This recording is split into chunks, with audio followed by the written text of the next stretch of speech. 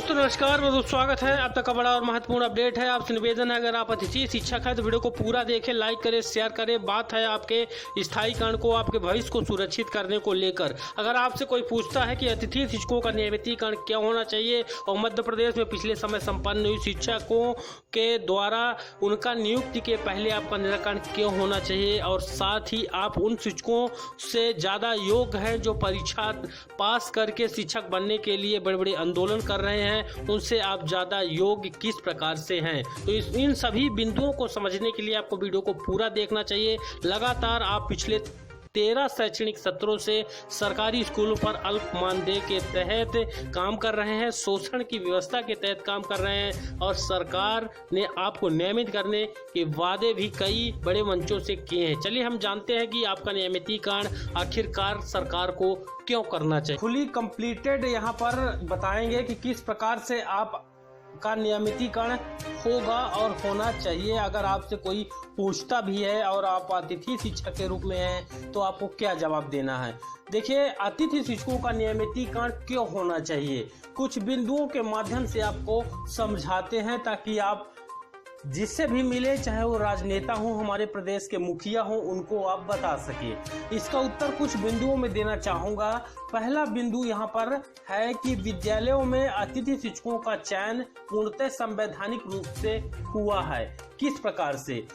अतिथि शिक्षकों का चयन लोक शिक्षण संचालनालय के नियमानुसार किया गया है, यानी जब भी आदेश लोक शिक्षण से आते हैं तभी अतिथि शिक्षकों की नियुक्ति सरकारी स्कूलों पर होती है।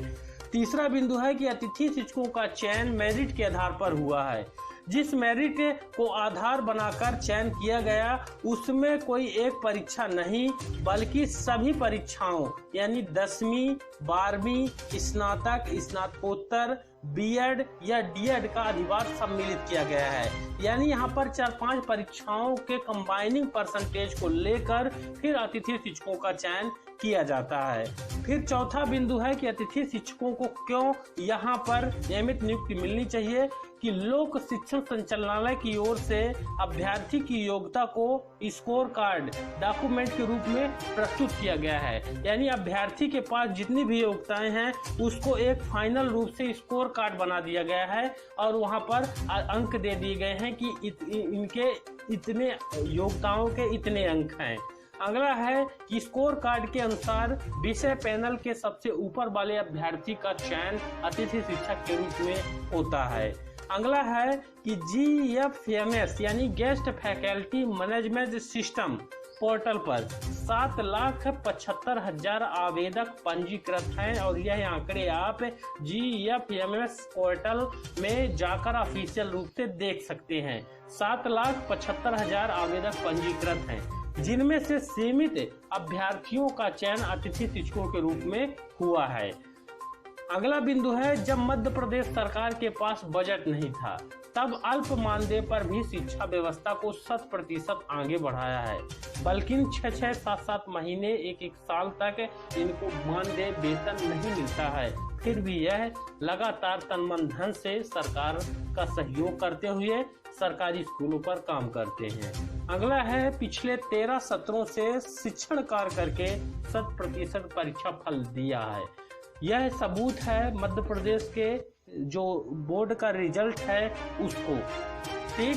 अगला बिंदु है, शिक्षण कार्य के साथ साथ कार्यालयीन कार्य भी संपन्न किए गए हैं। कार्यालयीन कार्य संपन्न किए गए हैं, इसका सबूत है कि जहां पर एक भी नियमित शिक्षक नहीं है वहां पर अतिथि शिक्षक ही पूरा कार्यभार संभालते हैं, या फिर जहां पर शिक्षक हैं वहां पर भी अतिथि शिक्षकों को अलग अलग विभाग आवंटित कर दिए जाते हैं। अगला है कि शिक्षक पात्रता परीक्षा उत्तीर्ण करने के बाद भी 3 शैक्षणिक सत्र में शिक्षण कार्य संपन्न कराया है। अगला है, कोविड-19 जैसी वैश्विक महामारी से डरे बिना कोरोना योद्धा की तरह शिक्षण कार्य संपन्न कराया है।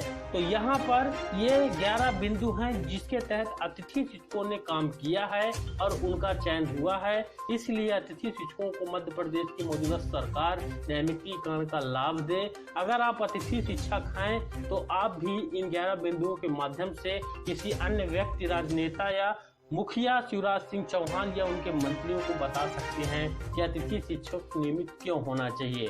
वीडियो अगर पसंद आया है तो लाइक जरूर करें और शेयर करें, और इसी तरह के अपडेट के लिए चैनल को सब्सक्राइब करने के बाद घंटी के चिन्ह को जरूर दबाएं। बने रहें चैनल के साथ। धन्यवाद।